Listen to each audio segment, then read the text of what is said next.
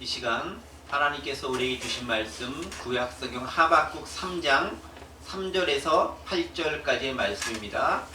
하박국 3장 3절에서 8절까지의 말씀 저와 여러분이 한 절씩 교독하시고 우리 마지막 8절은 한 목소리로 봉독합니다. 제가 먼저 3절 봉독합니다. 우리 온라인에 계신 분들도 함께 따라하셨으면 좋겠습니다. 하나님이 대만에서부터 오시며 거룩한 자가 바란산에서부터 오시는도다. 그의 영광이 하늘을 덮었고 그의 찬송이 세계에 가득하도다. 그의 광명이 햇빛 같고 광물이 그의 손에서 나오니 그의 권능이 그 속에 감추어졌도다. 역병이 그 앞에서 행하며 불덩이가 그의 발밑에서 나오는도다.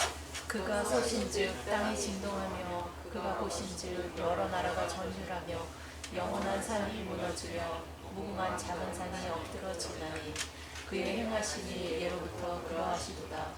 내가 본즉 구산의 장막이 환란을 당하고 미디안 땅의 휘장이 흔들리는도다. 함께 읽습니다. 여호와여 주께서 말을 타시며 구원의 병거를 모시오니 강들을 부은히 여기심이니이까 강들을 노여하심이니이까 바다를 향하여 성내심이니이까. 아멘. 하박국 3장에 있는 말씀을 가지고 하박국의 기도라고 하는 제목 두 번째 시간으로 함께 은혜를 나누고자 합니다. 특별히 영광 중에 오소서라는 제목을 가지고 함께 말씀 나누도록 하겠습니다. 요즘 참 제 마음이 무겁습니다. 왜 무겁냐면은 예배하기 힘들고 모이기 힘들고 특별히 코로나로 인해서 여러 상황들이 위축되고 또 제한되는 것들을 보면서 많이 어렵고 무거운 마음을 금할 길 없습니다. 한동안 잠잠하던 때던 코로나의 확산세가 급격해서 전국적으로 600명 전후의 확진자가 생기고 수도권에서는 한 400명 이상이 그리고 서울에서도 200명 이상이나 되는 확진자가 꾸준히 발생하고 있습니다. 그러다 보니 지난 5일을 기점으로 서울의 방역도 강화가 되었습니다. 거의 9시 이후에는 락다운 수준으로 떨어지게 되었고요. 또 평일에도 사실은 많은 자영업 하시는 분들은 영업활동에 지장을 받거나 하지 못하는 그런 상황에 처하게 됐습니다. 이러다 또다시 예배 자체도 드리지 못하는 상황이 오는 것이 아닌가 하는 우려를 갖지 않을 수 없습니다. 다행히도 교회들로부터는 방역과 관련된 부정적인 뉴스가 별로 안 나오고 또 긍정적인 뉴스가 어디 오늘 나와서 참 감사하다 그런 생각을 가지고 있기도 합니다. 암흑과 같은 이 시기를 보내면서 그러면서 이런 생각이 듭니다. 과연 우리에게 희망이나 있는 것일까? 우리에게 소망은 어디서 어떻게 찾을 수 있을 것인가? 그런 생각이 들기도 합니다. 올 초에 코로나가 생겼을 때만 해도 며칠 지나지 않으면 몇 달 정도 지나면 금방 없어질 것이다. 사그라들 것이다. 잠잠이 들 것이다. 라는 생각을 가지고 있었는데 어느새 1년이 다 되어가고 있고 또 내년에도 어찌 될지 모르는 그런 상황에 처하다 보니까 정말 우리에게 코로나 없는 세상은 가능한 것일까? 우리가 희망을 가지고 살아갈 수 있는 그때는 올 수 있는 것일까에 대한 의문과 의구심을 가질 수밖에 없습니다. 특히 코로나와 직접 관련이 있는 여행, 항공, 관광업자들과 소상공인 자영업자들에게는 무척 치명적으로 다가옵니다. 교회도 예외는 아니죠. 온라인 예배가 주를 이루고 이것이 당연히 예배드리는 가장 중요한 형태 중에 하나인 것으로 받아들여지는 그 시기가 되어버렸습니다. 사실 그럼에도 불구하고 온라인 예배는 어쩔 수 없는 상태에서 행해지는 차악의 대안일 뿐 최선도 아니고 차선도 아닙니다. 그것이 신앙을 진작시키거나 성숙하게 하는 데는 분명히 한계가 있기 때문에 이것을 절대시하거나 이것으로 다른 현장 예배에 대한 것에 대리할 수 있는 것을 삼는다 하는 것은 분명히 문제가 있는 것이라 여겨집니다. 오히려 온라인 예배를 예배의 주요 형태로 여겨서 더 이상 현장 예배에 참여하지 않아도 되는 면죄부로 사용되는 것이 아닌가 싶은 우려가 생기는 것도 금할 수 없습니다. 신앙은 공동체성을 통해서 발전하고 성숙하고 성장하게 되어 있습니다. 모일 수 없지만 나름 그럼에도 불구하고 주 안에서 교제를 나눌 수 있는 방안들을 우리가 충분히 고민하고 또 연구하고 어떻게 대안을 가질 수 있는 것인가에 대해서 생각해보는 그런 시간이 되어야 됩니다. 또 그게 지혜가 아닌가 싶습니다. 자, 이런 암담한 상황을 염두에 두고 하박국을 한 10주 이상 강의하다 보니 바벨론 앞에 풍전 등화와 같은 유다의 모습이 한국교회의 모습으로 또 때로는 제 부학하는 공동체 모습으로 제게 다가오기도 합니다. 인류가 세상을 살아가고 세대를 유지하는 가운데 반드시 필요하고 또 그 가운데 어쩔 수 없이 나타나는 것들이 전염병과 같은 혹은 자연재해와 같은 우리가 통제할 수 없는 사건들입니다. 그럼에도 이것이 하나님을 믿는 신앙마저 희미하게 만들어 간다고 한다면 우리 이것을 어떻게 바라봐야 되는 것인가에 대해서 우리의 생각과 행동과 태도와 관점을 재고해 볼 필요가 있습니다. 그러면서 과연 우리에게 이 상황 가운데서 희망은 어디에 있을 것인가 고민하게 됩니다. 대림절을 맞이해서 그래도 희망은 예수님밖에 없다고 고백할 수밖에 없는 것이 우리의 현실이긴 하지만 오늘 본문을 통해서 우리에게 진짜 예수 그리스도가 희망이 될 수 있는 것인지 함께 좀 생각해보는 시간을 갖도록 하겠습니다. 요즘 저희가 함께 보는 하박국은 그런 절망의 상황에서 어떻게 희망을 찾을 수 있고 바라볼 수 있도록 도움을 주는가에 대한 실마리를 제공해주는 그런 책인 것 같습니다. 남유다와 예루살렘의 무너짐을 담담히 바라보고 받아들여야 하는 현실, 그 가운데 선지자 하박국의 자리는 어디이며 도대체 무엇을 외쳐야 할지도 모르는 지경에 처해 있을 것 같습니다. 거기서 하박국은 하나님께 질문합니다. 하나님, 어째서 우리에게 이런 어려움이 생깁니까? 어째서 신앙의 위대한 위인들이 저렇게 무너져 갑니까?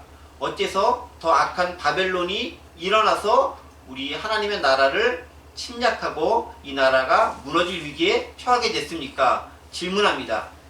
하박보다 큰 그림을 그리고 계셨던 하나님께서는 그 질문들에 대해서 몇 가지 대화를 통해 대답하여 주시고 그 질문에 대답을 듣는 하박국은 이제 기도하면서 찬양하는 것으로 3장을 시작하고 마무리를 향해 나아가고 있습니다. 그 본문들이 오늘 본문에도 포함되어 있는 것이죠. 3장 앞부분인 1절과 2절은 지난 시간에도 말씀드렸던 것처럼 하나님의 놀라운 역사를 경험한 선지자 하박국은 부흥을 이뤄달라고 기도하고 있습니다. 하나님, 부흥을 허락하여 주세요 라고 기도합니다. 그런데 지난 시간에 제가 잠깐 말씀드렸던 것처럼 그 부흥은 우리가 너무 그렇듯이 당연하듯이 여겨왔던 것처럼 숫자가 커지고 크기가 많아지고 뭔가가 증가하는 것과 같은 그런 종류의 부흥과는 조금 관계가 있고 거리가 있습니다. 오히려 하나님의 계획과 뜻이 그대로 이루어지는 것이 부흥의 참다운 의미이고 그 진정한 가치가 있다는 것에 대해서 우리는 깨닫고 알 필요가 있습니다. 선지자가 기도하는 것처럼 주의 일을 부흥시키는 것이 부흥이고 그것은 예루살렘의 멸망과 바벨론의 침몰이고 그리고 이를 기간으로 새로운 하나님의 세대가 일어나는 것이 부흥이다 라고 이야기하고 있습니다. 그냥 많아지는 것이 부흥이 아니라 하나님의 뜻이 그대로 이루어지고 성취되고 그 안에서 온전하게 하나님의 나라가 조금씩 자리 잡아가는 것이 부흥이다 라고 얘기합니다. 우리 3장 2절 말씀 이렇게 기록되어 있죠. 여호와여, 내가 주께 대한 소문을 듣고 놀랐나이다. 여호와여, 주는 주의 일을 이 수년 내에 부흥하게 하옵소서. 이 수년 내에 나타내시옵소서. 진노 중에라도 긍휼을 잊지 마옵소서 라고 하박국은 하나님께 간구하고 있습니다. 부흥의 새로운 정의가 이곳에서 드러나고 있는 것이죠. 자, 이렇게 부흥의 참된 의미를 주창한 후에 하박국은 본격적으로 그 하나님의 놀라운 역사, 즉 주께 대한 소문을 듣고 놀랐다라고 했는데 그 주께 대한 소문이 무엇인지 그 구체적인 것이 어떤 것인지에 대해서 오늘 본문을 포함한 3절부터 15절까지 구체적으로 기록하며 나아가고 있습니다. 특별히 오늘 본문을 포함한 3절부터 8절은 과거 하나님이 이스라엘을 이집트로부터 구원하셨던 그 사건을 기억하면서 그것과 관련된 하나님의 영광을 묘사하고 이것이 어떻게 우리의 삶에 적용될 수 있는지에 대한 힌트와 실마리를 제공해주고 있습니다. 자, 먼저 우리 본문 3절에 있는 말씀을 함께 보도록 하겠습니다. 제가 읽겠습니다. 하나님이 대만에서부터 오시며 거룩한 자가 바란 산에서부터 오시는 도다. 셀라, 그의 영광이 하늘을 덮었고 그의 찬송이 세계에 가득하도다 라고 기록하고 있습니다. 자, 2절까지는 부흥하게 하시고 주의 일을 속히 드러내달라고 기도한 다음에 갑자기 3절부터는 어조가 바뀌죠. 하나님은 대만에서부터 오시고 거룩한 자가 바란산에서 오시는도다 라고 하면서 앞에 있었던 2절과는 조금 다른 어조로 기도가 이어지고 있는 것을 발견할 수 있습니다. 자, 이게 왜 이렇게 바뀌었느냐? 일단 본문에 대한 문학적 장르부터 좀 알아갈 필요가 있습니다. 본문을 포함한 3장 3절부터 15절은 사실은 이제 시작했을 때 하박국 3장 1절에서 시기온에서 맞춘 하박국의 기도다라고 이야기하고 있긴 하지만 정확히 얘기하면 3절부터 15절까지는 기도 중에 하나님께 드리는 찬송시라고 볼 수 있습니다. 어떻게 보면 시편과 같은 의미를 가지고 있는 거죠. 하나님께 올려드리는 찬송의 시를 기도라고 하는 매체를 통해서 하나님께 올려드리고 있다는 것을 알 수 있습니다. 중간중간 셀라라고 하는 음악 기호도 등장합니다. 찬송으로 중간에 불려질 수 있는, 즉 사람들이 노래로 불려질 수 있고 성가대들이 이 곡을 가지고 이 가사를 가지고 곡조를 붙여서 예배시에 하나님께 올려드렸던 그런 곡조가 있는 찬송시라는 의미죠. 하박국의 기도이긴 하지만 하나님을 찬양으로 그 내용이 가득한 그런 기도다라는 말입니다. 자, 그런데 제가 찬송시라고 말씀드렸잖아요. 그러면 찬송이란 무엇이겠습니까? 전에도 제가 잠시 찬송에 대해서 언급했던 적이 있는 것 같은데요. 찬양은 두 가지 면에 있어서 찬양을 하게 되는 근거가 생깁니다. 첫 번째 찬양의 근거는 뭐냐면은 그 찬양을 받는 사람의 성품에 근거한 겁니다. 그분의 성품은 어떠냐? 사랑이냐? 공의로움이냐? 인자함이냐? 자비하심이냐? 이런 성품에 근거해서 찬양하게 되어져 있어요. 그것을 노래로 하면 찬송이고 시로 하면 찬송시가 되는 것이고 몸으로 하면 경배와 높여드리는 그런 행동들이 되는 것이고 그림으로 그리면 그림으로도 할 수 있고 여러 가지 방법을 통해서 찬양할 수 있는 것이죠. 성품에 기인한 찬양이 첫 번째에 있습니다. 두 번째의 찬양은 뭐냐면은 그분이 어떤 일을 행하셨는가, 즉 행적에 기인한 찬양이 있을 수 있는 거예요. 얼마나 위대한 일을 행하셨는지, 얼마나 놀라운 일을 행하셨는지, 얼마나 우리에게 유익한 일을 행하셨는지에 대해서 하나님의 역사에 대해서 찬양하는 것입니다. 특히 본문은 하나님이 어떤 일을 행하셨는지를 언급하면서 찬양하고 있습니다. 즉 행하신 역사에 대한 찬양이고요. 문학적으로 본다면 찬송시에 해당하는 그런 본문입니다. 2절에 언급한 하나님에 대한 소문이 들려왔다라고 시편 하박국 기자는 이야기합니다. 즉 하나님께서 어떤 일을 이루셨는지가 2절에 이어서 3절부터 기록되어져 있다는 것이죠. 그 구체적인 내용을 3절부터 알 수 있다는 것입니다. 특별히 그 하나님에 대한 주께에 대한 소문, 어떤 일을 이루셨는가에 대한 구체적인 내용이 뭐냐면 특별히 이스라엘의 구원의 역사, 즉 출애굽과 관련된 사건들을 언급하면서 그것과 관련된 하나님의 소문, 하나님의 역사, 하나님의 행하심을 기록하고 그것들로 말미암아 주님을 찬양하는 내용들이 기록되어져 있는 것이죠. 그런데 오늘 보면 3절부터 이제 8절까지 저희가 본문을 읽잖아요. 3절도 그렇고 나중에 7절도 보면 알겠지만 여기에는 지명들이 좀 등장하고 있습니다. 3절을 포함해서 7절에 지명이 등장합니다. 그런데 그 지명들이 모두 이스라엘의 출애굽과 관련된 지명들입니다. 예를 들면 대만이 등장하고요. 또 등장하는 것은 바란이 등장하고 또 구산이 등장하고 또 미디안이라고 하는 지명이 등장합니다. 이 지명들이 모두 사실은 출애굽과 관련된 것입니다. 지도를 좀 주시면 지도를 먼저 좀 보면 좋겠습니다. 네, 제가 만든 지도는 아니고 인터넷에서 제가 잘 열심히 자꾸 찾아서 발견한 지도입니다. 이게 이제 그 이쪽 지역 이집트라고 하는 지도죠. 이집트 보이시죠? 이제 고대 근동적으로 설명드리는 걸 이집트가 있습니다. 여기가 어디냐면은 이게 시내 광야라고 하는 곳이에요. 그러니까 이거는 뭐겠습니까? 요거 이게 홍해 바다예요. 홍해. 그러니까 이스라엘 백성들이 이집트로부터 이렇게 건너오는 거죠. 여기 홍해를 건너서 건너오게 되는 거죠. 이게 이제 시내 광야가 되겠고요. 여기 바람 광야기도 합니다. 시내산 있는 곳이니까. 그리고 이쪽을 넘어가게 되면은 여기가 이제 여기가 요단강, 여기가 요단강 쪽이 되겠고요. 여기가 이제 그 미디안 쪽이 있는 곳이고 그 위쪽에 대만이라는 곳이 있고 이쪽 지역이 이제 가나안 지역이 되는 거죠. 그러니까 어떻게 가야 되면은 이집트에서 탈출해서 원래 이렇게 들어가면 되는 거예요.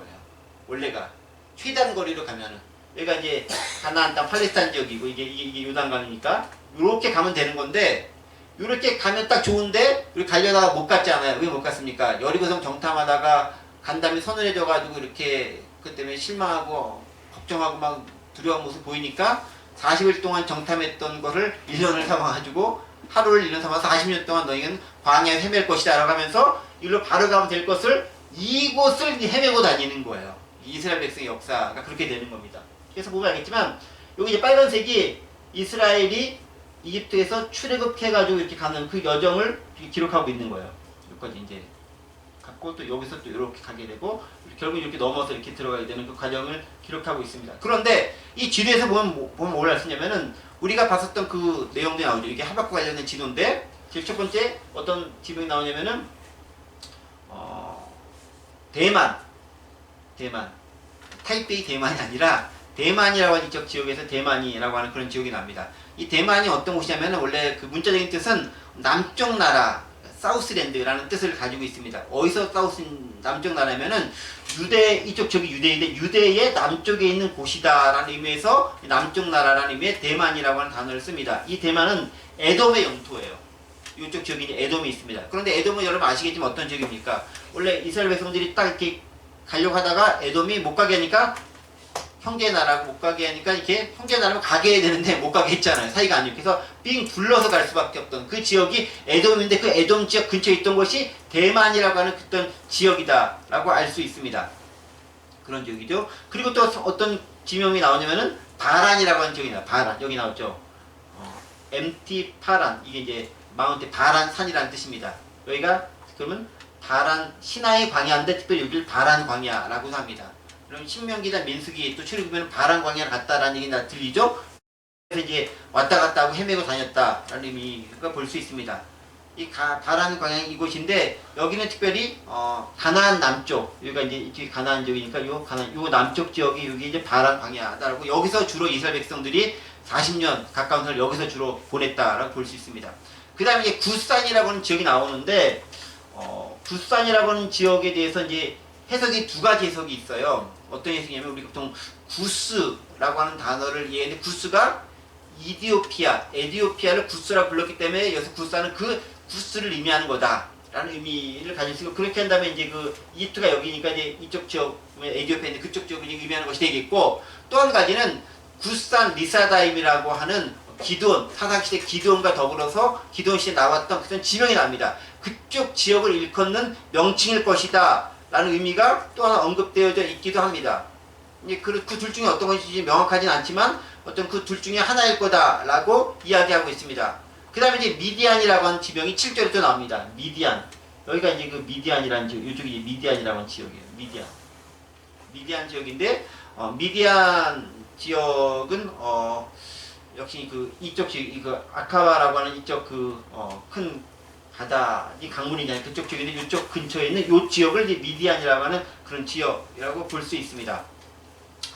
하나님께서는 이제 요런, 대만, 바란, 그 다음에 구산이 이쪽에 있던 구산 혹은 미디안, 요쪽에 있는 것들 언급하시면서, 오늘 그 하박국서가 이야기를 펼쳐나가고 있죠. 그런데 보시면 알겠지만, 지금 얘기했던, 여기 바란이던, 여기 대만이던, 이쪽에 미디안이던, 구산이던, 이런 지역들이 다 출애굽했었던 이스라엘 그 시절과 연관이 되어져 있다라는 거예요. 그러니까 동떨어져 있는 그런 지역이 아니라 이스라엘이 하나님의 도우심으로 모세 인도를 통해 애굽을 탈출해서 그 약속의 땅 가나안 땅으로 들어가는 그 과정 가운데서 언급되어진 지명들이 이곳에 등장하고 있다라는 거예요. 그 말은 뭐겠습니까? 오늘 본문을 설명하면서 하박국은 하나님께서 이스라엘 가운데 이렇게 역사하셨구나 라는 측면들을 이스라엘의 출애굽과 광야 생활을 빗대어 이야기하면서 하박국 선지자가 자신의 시대에 지금 살고 있는 사람들에게 희망을 주면서 이야기하고 있다라는 거예요. 그 시대에 하나님이 이렇게 역사하셨다라는 것들을 이 지명들에 대한 언급을 통해서 드러내고 있다라는 겁니다. 조금 더 이제 자세히 보도록 할게요. 3절을 보면 하나님이 어디서 나온다 그랬습니까? 대만에서 나온다. 하나님은 대만에서 나온다 라고 되어져 있습니다. 하나님이 대만에서부터 오시며 그 다음에 거룩한 자가 바란산에서부터 오신다라고 얘기했습니다. 대만과 바란산에서 오신다라고 얘기하고 있습니다. 자, 그런데 대만은 어떤 곳이죠? 아까 봤던 것처럼 에돔 근처에 있었던 그런 지역입니다. 근데 이쪽 지역과 더불어 하나님께서 말씀하셨죠. 에돔은 어떤 후예가 만든 곳이 에돔인가요? 에서잖아요. 에서. 그렇죠. 하나님께서 에서도 니네가 살아갈까 내가 주겠어 라고 말씀하셨던 곳, 약속하셨던 곳이 에돔 지역이 되는 것이고요. 또 니네가 에돔이랑 사이는 안 좋겠지만 어쨌든 더불어 살아간다 라고 약속으로 주셨던 곳이 에돔이라고 하는 지역이고, 그 끝이 바로 대만이라고 하는 지역, 즉 하나님의 약속의 말씀과 관계된 지역이라는 거죠. 그 다음 또 바라는 곳이 어디입니까? 바라는 시내산 가운데 있는, 즉 시내반도 가운데 있는 시내산이 있는 곳이 바란입니다. 바란산은 곧 시내산이라고도 불려질 수 있는 지역이 바란산이에요. 바란산은 어떤 곳이냐면은 하나님과 모세가, 하나님과 이스라엘이 만났던 곳이에요. 하나님께 이스라엘 백성들을 애굽에서 끄집어낸 다음에 이 바란산, 즉 시내산, 호렙산 이쪽에서 예배하고 하나님과 교제하도록 만드셨고 인도하신 그 명칭, 그 지역이 바란이라고 하는 지역이다라는 것이죠. 그래서 그곳, 특별히 출애굽기 3장 4절과 5절에 보면 하나님은 모세와 만나는데 그 모세와 만났던 곳이 어디예요? 거룩한 곳, 호렙산, 시내산, 바란산과 같은 이 지역이라는 거예요. 그때 뭐라고 얘기를 하냐면은 출애굽기 3장 4절 5절 보면 이렇게 있네요. 여호와께서 그가 보려고 돌이켜오는 것을 보신지라 하나님이 떨기나무 가운데서 그를 불러 이르시되 모세야 모세 하시며 그가 이르되 내가 여기 있나이다. 그 다음이죠. 하나님이 이르시되 이리로 가까이 오지 말라. 내가 선 곳은 거룩한 땅이니 네 발에서 신을 벗으라 라고 하면서 거룩한 땅으로서, 거룩한 지역으로서 시내산, 호렙산, 그리고 바란 그 지역을 언급하고 있다라는 거죠. 그럼 말은 뭐냐면 하나님의 약속이 있고 하나님의 거룩하시고 하나님의 임재가 있는 곳이 바란이고 이 지역 시내산 이쪽 지역이다라는 거죠. 하나님은 여기서 약속과 더불어서 이스라엘 백성과 관계를 맺으신 분이시고 그 분이 거룩한 곳에서 나오셨다라는 거예요. 그러니까 이스라엘 백성의 의미는 이거인 거예요. 나와 전혀 관계없는 하나님이 오신 게 아니라 이스라엘의 역사와 이스라엘의 탄생과 관계가 있고 약속과 언약을 맺었던 그 하나님께서, 거룩하신 하나님께서 나타나셔서 이스라엘을 도우시고 그 출애굽의 여정에 함께 행하셨다라는 거예요. 관계없는 하나님이 아니라 약속하셨던 하나님, 나를 주관하셨던 하나님께서 나와 더불어 이스라엘 민족과 더불어 함께 하셨다라는 것을 이야기하고 있다라는 거예요.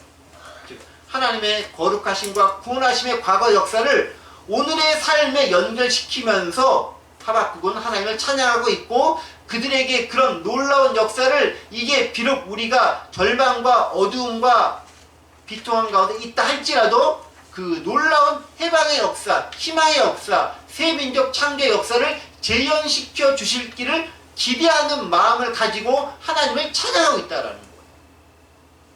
그냥 찬양하는 게 아니라 하나님의 과거 역사와 이스라엘의 역사를 오버랩시키면서 그것을 오늘의 상황에 적용시키면서 찬양하고 있는 거예요. 그럼 하박국의 기도가 놀라운 힘 있는 기도가 되는 것은 그런 부분들이 있는 거죠. 우리가 기도할 때 무턱대고 하나님 도와주세요 라고 기도할 수도 있지만 하나님 과거에 이러이러한 모습으로 역사하지 않으셨습니까? 오늘 우리의 실종한 상황이 그것과 동일합니다. 비슷합니다. 그럼 우리에게도 이렇게 역사해 줘야 되지 않겠습니까? 라고 하나님의 행적과 사건과 성품의 기인에서 그것을 가지고 기도할 때, 특별히 그것을 찬양하는 모습과 더불어 기도할 때 하나님은 그 기도에 들으시고 응답하실 수밖에 없다라는 거예요.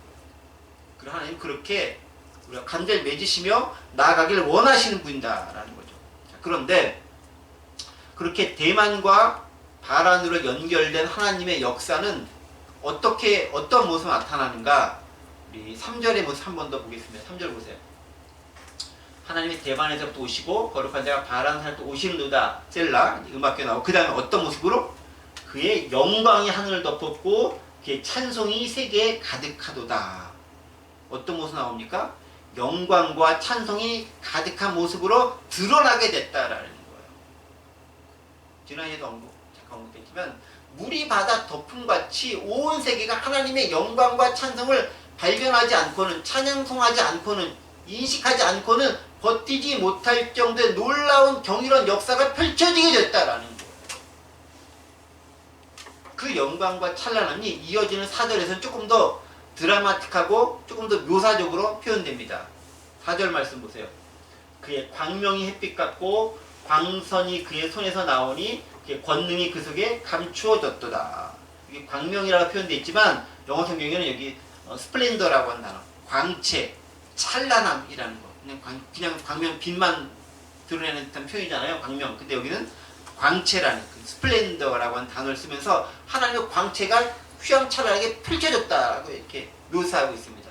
그리고 그의 광선이 그의 손에서, 오른손 권능의 손에서 나오게 되고 그 안에서 하나님의 역사가 펼쳐졌다라고 표현하고 있다라는 거예요. 그리고 이런 모습은 이스라엘 가운데 그렇게 놀랍게 펼쳐진 모습이지만 심판을 당해야 되는, 심판을 받아야 되는 이방 민족들에게는 어떻게 표현되고 어떻게 비춰졌을까? 그게 이제 5절과 6절의 모습은 드러납니다. 5절과 6절의 모습 또 보죠. 5절. 역병이 그 앞에서 행하며 불덩이가 그의 발 밑에서 나온도다. 6절 보시면 그가 서시니 땅이 진동하며 그가 보시니 여러 나라가 전율하며 영원한 산이 무너지며 무궁한 작은 산이 엎드러지나니 그의 행하심이 예로부터 그러하시는도다 라고 이야기하면서 하나님께서 어떻게 이스라엘을 힘들게 하고 어렵게 했던 이방 민족들, 이방 세력들에서 역사하셨는지가 기록되어져 있어요. 5절 말씀 보면 뭐가 느껴집니까? 5절 아까 뭐였죠? 역병이 그의 앞에서 행하며 불덩이가 그의 발밑에서 나온도다. 영어 성경을 보면 이렇게 돼 있어요. Plague went before him. 그 다음에 pestilence followed his step 이라고 돼 있어. 둘 다 이 플래그나 pestilence 둘 다 전염병, 역병을 뜻하는 단어예요. 이제 우리말로는 이렇게 역병, 불덩이 이렇게 표현했는데 둘 다 전염병과 관련된 것입니다. 자, 전염병과 관련된 출애굽에 해당되는 사건들이 뭐가 있었죠? 하나님께서 애굽에 역병을 내리셔서 온 역을 내서 애굽 사람들을 무척 힘들게 했던 그런 장면들을 기억하죠. 그 사람들 입장에서 그것이 불덩이가 떨어지는 것처럼 느껴졌을 거라는 거죠. 그 장면들을 기억하게 만들자라는 거예요. 하나님께서는 애굽이라든가 이스라엘 힘들게 했던 나라들에서 전염병, 역병을 통해서 침몰시켜 버리시는 그런 분이시다라는 것들을 이 몸을 통해서 등장하고 우리에게 알려주고 있다라는 거죠. 즉 심판자와 징계자가 어떻게 이집트에 행했고 그것이 인근 지역 나라들에 알려지게 되었는가를 나타냅니다. 6절에 보면은 특별히 이제 이집트를 비롯한 바벨론에 대한 부분들도 드러납니다. 6절 보세요. 그가 서니 땅이 진동하며 그가 보시는 여러 나라가 전율하며 영원한 산이 무너지고 무궁한 작은 산이 엎드러지니 그 행하시기 예로부터 그러하니라. 여기서 이제 어떤 단어냐면은 영원한 산, 그 다음에 무궁한 작은 산이라는 단어입니다. 여러분 산이라는 것들은 지금 시대야 뭐 이렇게 여러 가지 과학기술 발달해가지고 이렇게 뭐 옮기기도 하고 파기도 하지만은 우리가 아무리 한다고 해서 태백산 옮길 수 없어요. 백두산 옮길 수 없어요. 그냥 산이라는 것은 원래 거기에 계속 있어야 되는 것, 영원한 것으로 여겨지는 것이 산인 거예요. 작은 산이 할지라도 그것이 무궁하다라는 단어를 쓰면서 원래부터 거기 쭉 있어야 되는 것으로 느껴지는 거다라는 거예요. 그런데 뭐가 그렇게 느껴지냐면은 이런 거죠. 현대를 살아가는 우리들에게 있어서 이런 거죠. 미국이나 중국은 결코 움직이지 않을 것 같은 거대한 제국으로 느껴지는 거예요. 2000년 전에 예수님 시대에는 헬라 제국이, 특히 로마 제국이 절대로 움직이지 않을 것 같은 거대한 산처럼 거인처럼 우뚝 선 것으로 느껴지는 거예요. 이 시대는 뭐가 그렇겠어요? 이집트가, 바벨론이, 아수르가 그 주변에 있는 소국들에게는 너무 거대한 산으로 영원히 서 있을 것처럼 느껴지고 경험되는 모습으로 서 있다라는 것입니다. 그런데 그것들이 어떻게 된다고요? 땅이 진동하며 거기 여러 나라가 전율하며 영원한 산이 무너지고 무궁한 작은 산이 엎드러진다라는 거예요. 즉 지금 보기에는 절대 무너질 것 같지 않고 절대 엎어질 것 같지 않은 그런 위대한 제국처럼 보이지만 결국은 무너지고 엎어지고 아무것도 아닌 것으로 망하게 된다라는 역사가 우리들에게 이야기하고 있다라는 거예요. 그렇지 않습니까? 바벨론 제국도 다 무너져 버리는 거고 천년 왕국 로마 제국도 결국은 무너지는 거예요. 오늘 우리 시대도 마찬가지인 거예요. 저희가 살아있는 동안에 지금 가장 강대국이 있는 뭐 미국, 중국, 뭐 러시아는 좀 이미 좀 많이 무너졌으니까 그치, 영원한 뜻이 보일지 모르겠지만 몰라요. 어떻게 될지는. 우리가 살아있는 동안에 그 강대국 절대 무너질 것 같지 않은 그 나라들이 어떻게 무너지는지 또 모르는 거예요. 하나님 보시기에 온전치 못한 것을 보이면은 그 다음부터는 무너지게 되더라라는 거예요. 하박국은 그걸 잘 알고 있는 거죠. 그래서 7절에도 이제 이렇게 얘기합니다. 7절도 보세요. 내가 본즉 굿산의 장막이 환란을 당하고 미디안 땅의 휘장이 흔들리는도다. 비단 이집트나 바벨론뿐만 아니라 그 주변에 있었던 굿산, 만약 이디오피아라고 한다면 그 이집트 아래에 있던 그쪽 지역도 결국은 인근의 나라도 환란을 당하게 되고, 미디안 땅 어느 쪽이에요? 바벨론 저쪽에 있으면은 아까 지도 보시면 알겠지만 이스라엘 유다 남쪽에 있는 그쪽에 있는 저기 미디안 땅이 돼요. 유다 동편 그 아래쪽에 있는 미디안 땅, 그 땅까지도 흔들리게 되더라라는 거예요. 그러니까 어느 나라도 크든 작든 어느 나라도 하나님의 임재와 역사 앞에 흔들리고 넘어지고 무너질 수밖에 없고 진동할 수밖에 없는 것이 역사적 사실이다라는 것들을 시를 통해 고백하고 있는 거예요. 하박국은 그것을 믿고 알고 있는 거예요. 지금 바벨론이 너무나 강해서 우리나라가 멸망하고 무너질 위기에 처했고 실제로 무너질 수밖에 없는 것을 알고 있지만, 그러나 너무나 강대한 것이 여기였던 바벨론도 결국 하나님 앞에서 무너질 수밖에 없다라는 것들을 시를 통해 역사적 이 하나님의 이스라엘 구원사를 통해 말씀하셨던 사건들을 통해서 비유하면서 이야기하고 있다라는 거죠. 거기서 끝나는 게 아닙니다. 8절 보십시오. 하나 더 가시면 여호와 주께서 말을 타시며 구원의 병거를 모으시오니, 이제 하나님은 전사의 모습으로 나타납니다. 왜 이렇게 구원과 말을 타고 오시는가? 강들을 분이 여기심이니까, 강들을 노여하심이니까, 바다를 향하여 성내심이니까 하면서 이제 강에 대해서 분노하는 모습을 나타냅니다. 여러분들 강이라는 게 어떤 의미를 가지고 있냐면은 고대로부터 제국은 다 강과 관련이 있습니다. 이집트는 나일강을 끼고 있죠. 그래서 나일강을 숭배하는 거예요. 그렇죠? 메소포타미아 문명의 강은 뭐가 있습니까? 티그리스 유프라데스라고 하는 두 개의 커다란 강이 있습니다. 이게 사실 바벨론 문명의 상징과 같은 그런 것이죠. 이 강들이 하나님 대신에 다른 것들을 통해서 일어나고, 그 강들이 마치 전 세계의 문명을 지배하고 활기차게 일어나서 온 세계를 통치하는 것처럼 보이지만, 하나님이 실전인 것처럼 말을 타시며 구원의 병기를 모시고 강들에 대해서 분노를 일으키시며 그 강들을 뒤에 엎어버리신다.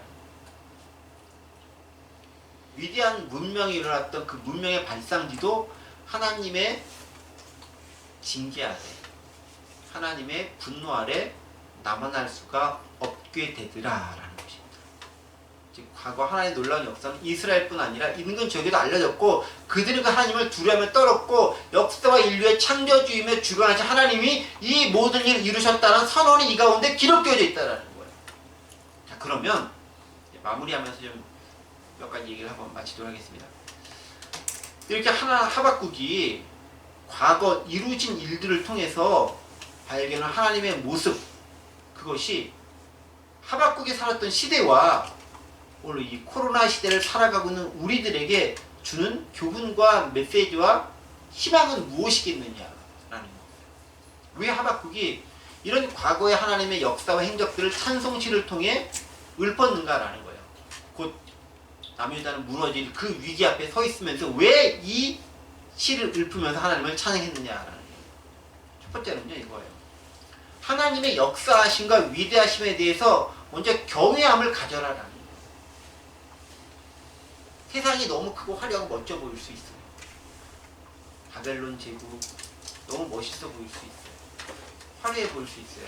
아수르 아주 멋있어 보일 수 있어요. 나중에 이제 로마, 힐라 위대해 보일 수 있어요. 그런데 그것들은 모두 결국 피조물이다라는 거예요. 아무리 잘난 척 해봐야, 견고한 척 해봐야 하나님 앞에서는 아무것도 아닌 존재다라는 거예요. 하나님의 피조물이고 하나님의 주권 아래에 있는 존재에 불과하다는 겁니다. 코로나가 힘들고 엄청난 위력을 가진 것처럼 보일 수 있어요. 그런데 전염병을 주관하시는 분도 하나님이라, 아까 얘기했죠. 역병을 내신다는 플레이그. 하나님의 통찰이 있다. 강대국, 우리 주변에 있는 강대국들이 영원할 것처럼 보이죠? 그렇지 않다라는 거죠. 하나님의 주권과 통치 아래 있다라는 거예요. 문제는 그 하나님의 주권과 위대하심 우리가 먼저 알 필요가 있다라는 거죠. 하나님은 피조된 그 어떤 것보다도 위대하고 경이롭고 놀라운 분이다라는 거예요. 그것을 먼저 알아라라는 거예요. 창조된 피조된 세계의 위대함으로 인해 기죽지 말고 그 위대한 것을 만드신 하나님을 바라보는 신앙을 가져라라는 거예요. 나이아가라 폭포나 이과수 폭포를 보면서 우와 하고 기죽지 말고 그걸 만든 하나님을 먼저 바라보는 신앙을 가져라라는 거예요. 그게 더 중요하다라는 거예요. 우리 주변에 큰 나라들로 인해서 대기업으로 인해서 소상공인 입장에서 보면 큰 대기업 이렇게 바라만 불어도 우리는 무너질 수밖에 없고 사실 작은 교회도 마찬가지로 큰 교회에서 이렇게 딱 한번 큰 교회가 사실 어딘가 이전에서 탁 세워지면 그 주변에 있는 조그만 교회들 싹 다 망하잖아요. 그 성도를 싹 다 가버리니까 그렇게 될 수도 있을지도 모르겠지만 그것으로 인해서 떨지 말고 그 모든 것을 주관하시는 하나님의 더 높은 그 위대하심을 발견하는 눈을 가지라라는 거예요. 그게 먼저 우리에게 하박국이 요구하는 거라는 거예요. 그 다음에는 이런 것이 있는 거죠. 그 하나님께서 심판하러 오신다라는 거예요. 하나님은 오신다잖아요. 대만에서부터 오시고 바란에서부터 거룩한 자가 온다라고 얘기합니다. 왜 오겠습니까? 자랑하고 교만한 사람을 심판하기 위해 온다라는 거예요. 잘난 척하고 큰 거 가지고 이렇게 권세 부리고 떵떵거리고 뭐 이렇게 말하고 이런 자들 결국 심판하러 오신다라는 거예요. 하나님 없이도 잘 살려는 자들, 하나님 백성 무시하고 침탈하는 자들, 하나님을 잘 믿는 사람들에 의해서 핍박을 가하는 자들, 뭔가를 무시하고 조롱하는 자들을 지금은 잘 나가는 것처럼 보이지만 결국은 그들을 심판하러 오신다라는 거예요. 잠시 그들을 도구로 사용할 수 있을지 모르겠지만 그 도구의 시간이 끝나고 나면 그들은 더 큰 심판의 도구로, 더 큰 심판의 대상으로 자리매김할 수밖에 없다라는 거예요. 그걸 얘기해주고 있는 거예요. 바벨론이 그 가장 대표적인 예가 된다는 것을 이야기해주고 있다는 것입니다. 그럼 우리가 뭘 간구해야 되는가? 우리가 간구해야 되는 이거라는 거죠. 바벨론의 크고 위대함에 놀라는 것이 아니라 우리가 간구해야 되는 것은 그 놀라운 것들을 통치하고 주관하신 하나님의 역사와 임재를 간구할 수 있어야 된다는 거예요. 하나님을 바라봤으면 그분이 우리 가운데 함께하도록 그분이 우리 가운데 역사하시도록 그것을 간구할 수 있어야 된다. 그게 핵심이다라는 겁니다. 근데 역설적인 게 있는 거예요. 하나님의 임재가 가장 강하게 이스라엘 가운데 경험됐던 때가 언제입니까? 제가 여러 차례 말씀드렸던 것처럼 그것은 광야 시대라는 거예요. 우리가 보기에는 다윗 솔로몬 시대 가장 위대한 시대처럼 보이지만 하나님을 자고 일어나면 체험하는 시대는 광야 시대인 거예요. 저녁 때 되면은 메추라기입니까 만납니까 떨어져 있고 자고 일어나면은 저녁 때는 메추라기 자고 일어났더니 만나가 떨어져 있고 매일같이 보는 거잖아요. 또 어느 때는 막 그들 위해서 구름 기둥이 움직여 하나님 움직이시는 거 같이 따라가고 매일같이 하나님의 역사를 체험하지 않아요. 그게 언제? 가장 안정된 왕정기가 아니라 가장 불안전한 내일 일을 남몰라요라고 할 수밖에 없는 광야 시대가 하나님을 가장 친밀하고 진하게 체험하는 시간이다. 역으로 얘기하면요, 저희 교회가 하나님을 가장 강하게 체험한 시간은 요새 어려울 때, 힘들 때. 왜냐면 하나님은 그때 어떻게든 역사해 주시기 때문에 그래요. 근데 또 그렇게 고백하지 않을 수 없는 게 얼마나 힘들고 어렵겠습니까? 사실 출석 인원으로 보자면은 코로나 때문에도 막 줄을 수밖에 없고 또 올 초에 비하면 여러분들이 못 나오신 분도 있었기 때문에 무척 어려울 수밖에 없는데 재정적으로는 그래도 살아오고 있잖아요. 헌금하시는 분들에 대한 문제도 있겠지만 결국은 후원해 주시는 분들이 또 제가 모르는 사람들도 이렇게 후원해 주셔가지고 이렇게 살아오게 되어져 있는 것들이 지금까지 역사라는 거예요. 그러니까 막상 그때 딱 닥치면은 걱정할 수밖에 없어요. 어떻게 내일을 사나. 근데 오늘을 살면 내일도 또 살아갈 수 있게 되는 게 은혜다라는 거예요. 그거를 봤을 때는 불확실성을 싫어하는 인간의 입장, 뭔가 확정되지 않고 불안 가운데 떠는 인간은 뭔가 딱 쌓아놓고 안정감이 갔으면 좋겠다라고 생각하는 것이 맞지만 하나님의 방식은 그렇게 되면 네가 신앙보다는 다른 것을 의존하게 된다라고 얘기하면서 하나님을 의존하는 길은 조금 부족하게 사는 것이다 라고 말씀하시면서 그때그때 필요한 은혜를 주시는 거예요. 근데 그게 믿음으로 사는 건데, 근데 그게 이제 어려운 거죠. 왜? 매일매일 경험하면서도 또 실수하고 또 의심하는 게 인간의 모습이니까. 광야 40년 동안 그거 이스라엘 백성들이 매번 경험하는 거예요. 근데 그렇게 40년 훈련하고 가나안 땅에 들어가서 왕정시에 경험했잖아요. 그러면 잘 살아야 되잖아요. 잘 살긴 뭘 잘 살아요.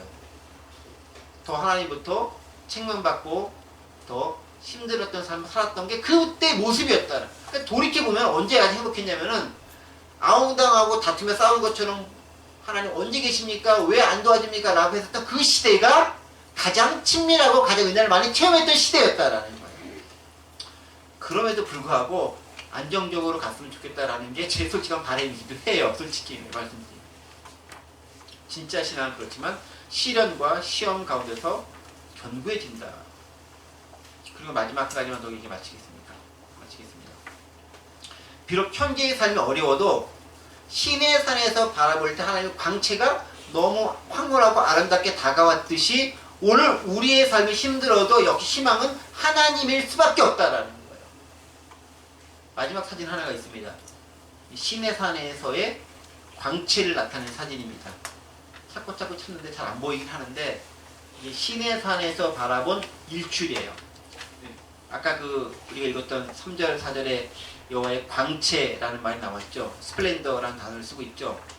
여러분 우리나라에서 봤을 때 일출은 그렇게 예쁘지만 웅장하지는 않아요.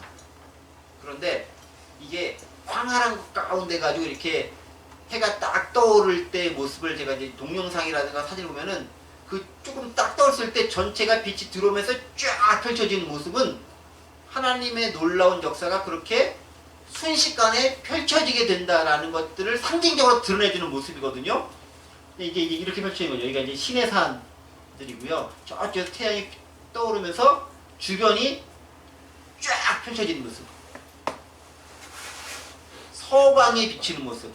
이게 서광이잖아요. 서광. 뭐가 서광입니까? 서광. 새벽에 동틀 무렵의 빛이 서광인 거잖아요. 근데 동틀 무렵의 빛은 아시겠지만은 그 전이 가장 어두워요.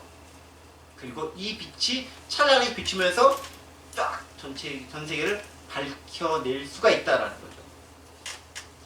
비록 현재의 삶이 어려워도 신의 산을 바라볼 광채가 너무 황홀하고 찬란하게 다가왔듯이 오늘 우리의 삶이 힘들고 어려워도 역시 희망은 하나님밖에 없다라는 거죠. 그래서 가장 힘들고 어려울 때 이겨낸 힘이 됩니다. 서광이 비추는 것을 우리는 기대하고 기다릴 수 있는 마음이 있다라는 거죠. 그 기간이 어느 기간인가요? 대림절이다. 예수 그리스도의 오심을 기다리는 그 대림절이 서광이 비치는 바로 그 빛을, 그 태양을 기다리는 모습으로 우리에게 다가오고 그것을 기대하고 기다리면서 우리 이 기간을 보낼 수 있어야 된다는 것입니다. 말씀 마무리합니다. 현재의 삶이 어렵고 힘듭니다. 때때로 많이 시험에 들기도 하고 좀 뭔가 좀 확실한 것이 있었으면 좋겠다 싶은 생각이 들기도 합니다. 때로 많이 모이지 못하고 또 여러 가지 오지 못하는 사람을 보면서 답답함이 있는 것도 사실입니다. 그러함에도 오히려 이 기간이 우리 신앙을 더 견고하게 하고 진짜 신앙과 그렇지 않은 것들을 가려낼 수 있는 시금석의 기간이 되기도 합니다. 이 기간 동안 우리의 신앙이 더 견고해지고 흔들려서 엎어지는 것이 아니라 더 믿음 안에 굳게 서 나갈 수 있는 우리의 모습이 여러분의 모습이 되기를 간절히 원합니다.